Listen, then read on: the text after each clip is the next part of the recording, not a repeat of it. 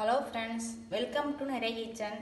இன்றைக்கி நம்ம கிச்சனில் என்ன சமைக்க போகிறோன்னா, வெள்ளிக்கிழமை வரலட்சுமி நோம்புக்கான பிரசாதம் தான் ரெடி பண்ண போகிறேன். அதுவும் ஒரே பூரணத்தை வச்சு 3 விதமான பிரசாதம் ரெடி பண்ண போகிறேன். அதுக்கு முன்னாடி நம்ம சேனலை ஃபஸ்ட் டைம் பார்க்குறீங்கன்னா லைக் பண்ணுங்கள், ஷேர் பண்ணுங்கள், சப்ஸ்கிரைப் பண்ணுங்கள், பெல் பட்டனை கிளிக் பண்ணிடுங்க. ஃபஸ்ட்டு போளி ரெடி பண்ண போகிறேன். போளிக்கு மைதா மாவு 1 கப் எடுத்திருக்கேன். கொஞ்சமாக உப்பு போட்டிருக்கேன், கொஞ்சமாக மஞ்சள் தூள்,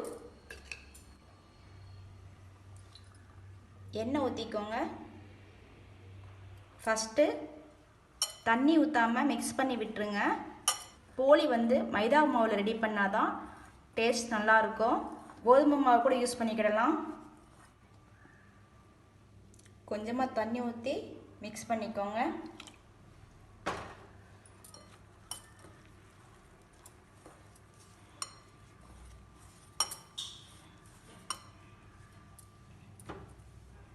சப்பாத்தியோட கொஞ்சம் நெகிழ்த்தியான பதத்துக்கு தான் இருக்கணும்.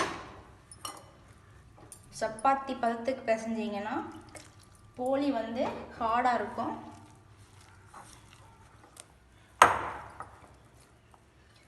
மாவு பாருங்கள், கொஞ்சம் கையில் ஒட்டுற மாதிரி தான் இருக்கும். இப்போ எண்ணெய் ஊற்றிக்கோங்க. போளிக்கு மாவு ரெடி ஆயிடுச்சு. இந்த மாவு நல்லா 1 ஹவர் ஊறட்டும்.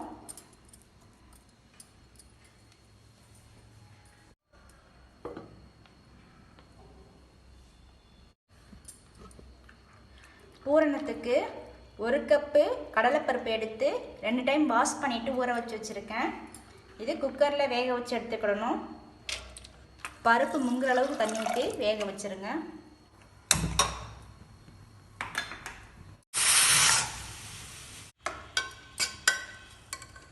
கடலைப்பருப்பு நல்லா வெந்துருச்சு பாருங்கள், சாஃப்டாக இருக்குது. பருப்பில் இருக்க தண்ணியை வடிகட்டிடணும். தண்ணியை வடிகட்டினா தான் பூரணம் நல்லா கட்டியாக வரும், இல்லாட்ட தண்ணியாக ஆயிரும். ஒரு வடிகட்டியை வச்சு பருப்பில் உள்ள தண்ணியை வடிகட்டிடுங்க. வடிகட்டட்டும். பூரணத்துக்கு தேவையான வெல்லம் எடுத்திருக்கேன். வெல்லத்தை இப்போ பாகு காய்ச்சிக்கிடணும்.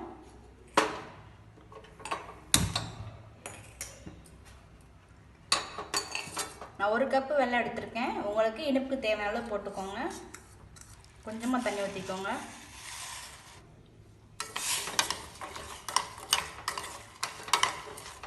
வெல்லம் கரைஞ்சாலே போதும், பதம் தேவை கிடையாது. ஏலக்காய் நுணுக்கி வச்சுருக்கேன். வெல்லம் நல்லா கரைஞ்சிருச்சு.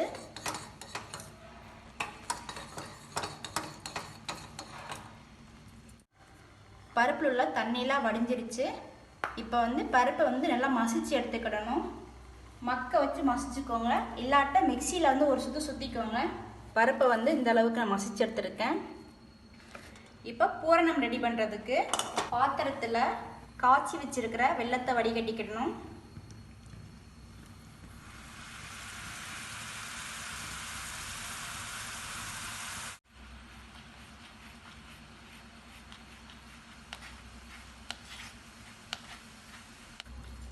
இப்போ பருப்பை சேர்த்துக்கிடணும்.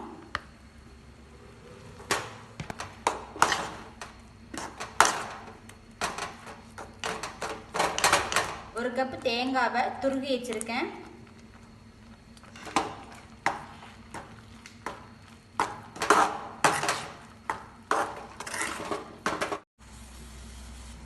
லைட்டாக உப்பு போட்டிருக்கேன்.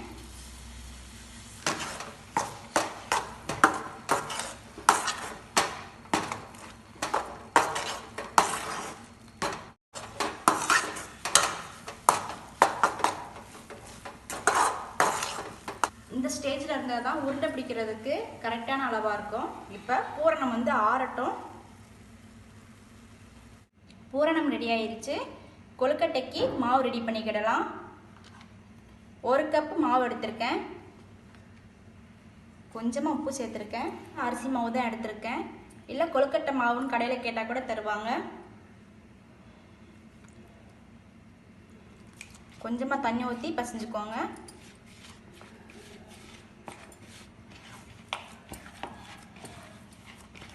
கொழுக்கட்டைக்கு மாவு ரெடி ஆயிடுச்சு.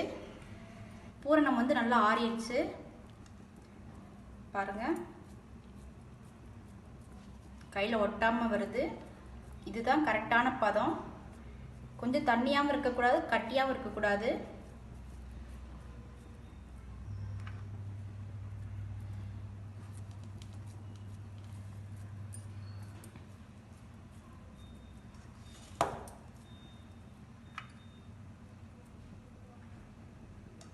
எல்லா பூரணத்தையும் உருண்டை பிடிச்சி வச்சுக்கோங்க.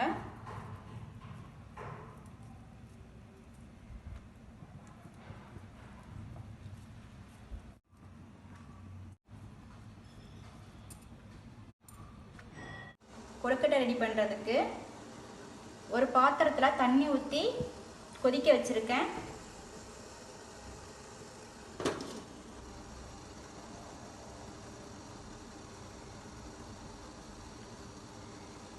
கொழுக்கட்டைக்கு தேவையான மாவு எடுத்துட்டு இந்த மாதிரி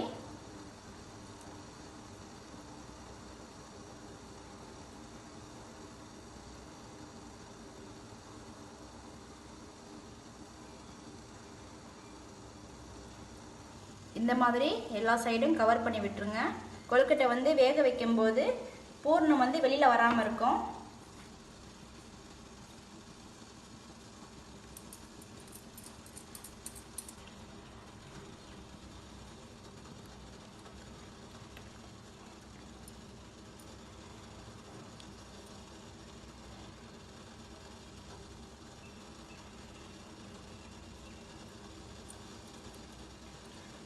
இது ஒரு மாதிரி கொழுக்கட்டை பண்ணுறேன்.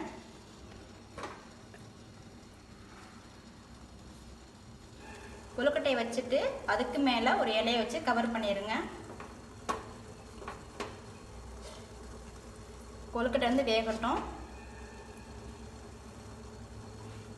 சுசியம் பண்ணுறதுக்கு மாவு ரெடி பண்ணிக்கிடணும். மைதா மாவு வந்து தேவையான அளவு எடுத்துக்கோங்க. கொஞ்சமாக அரிசி மாவு எடுத்துருக்கேன். மைதா மாவும் அரிசி மாவும் சேர்த்துருக்கேன். மிக்ஸ் பண்ணிக்கிடணும்.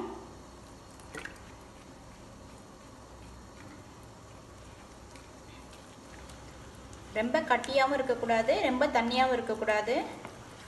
நல்லா மீடியம் சைஸில் இருக்கணும். அரிசி மாவு ஏன் சேர்க்குறோன்னா கொஞ்சம் மொறுமொறுப்பாக இருக்கும், அதுக்காக தான் அரிசி மாவு சேர்த்துருக்கேன். இந்த அளவுக்கு மாவு கரைச்சிக்கோங்க. சுசியம் பண்ணுறதுக்கு மாவு ரெடி ஆயிடுச்சு. எண்ணெய் வந்து ஹீட் ஆகிக்கிட்டு இருக்கு.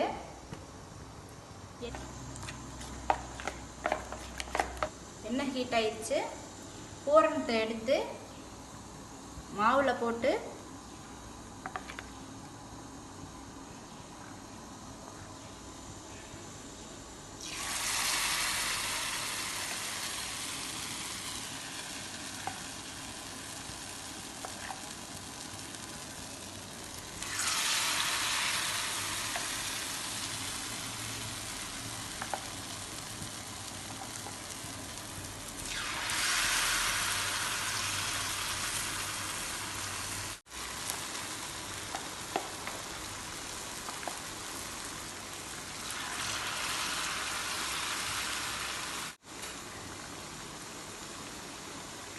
திருப்பி விட்டுருங்க.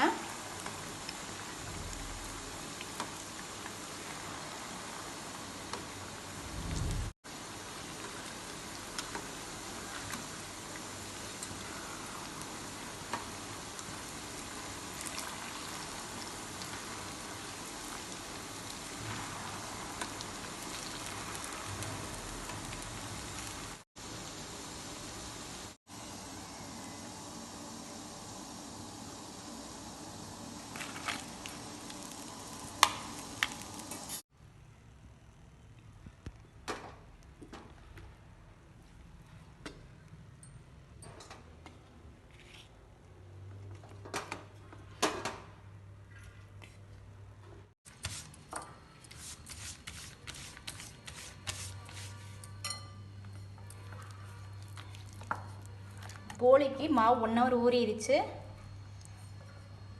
கொஞ்சமாக மாவு எடுத்துக்கோங்க. ஒரு இலையில வச்சு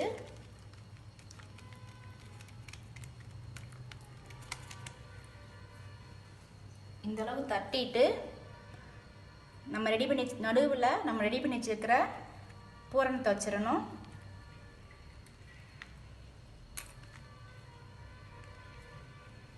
நல்லா க்ளோஸ் பண்ணிடுங்க.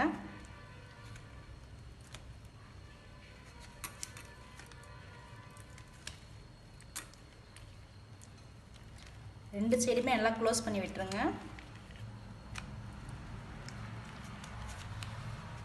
க்ளோஸ் பண்ணிவிட்டு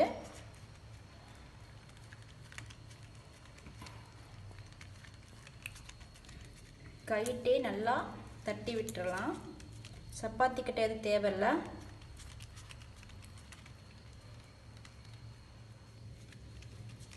கையில் வந்து ஒட்டாமல் இருக்கிறதுக்கு எண்ணெய் தொட்டுக்கோங்க.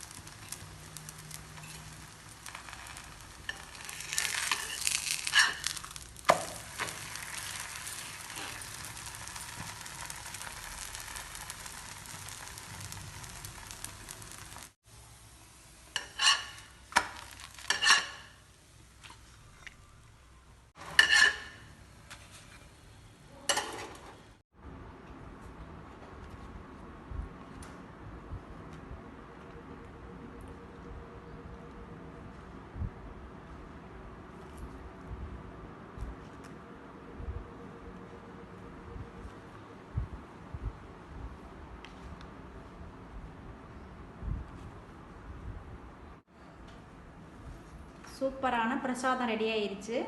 ஒரு பூரணத்தை வச்சு 3 வகையான பிரசாதம் ரெடி பண்ணியிருக்கேன். இதே மாதிரி நீங்களும் ட்ரை பண்ணி பாருங்கள்.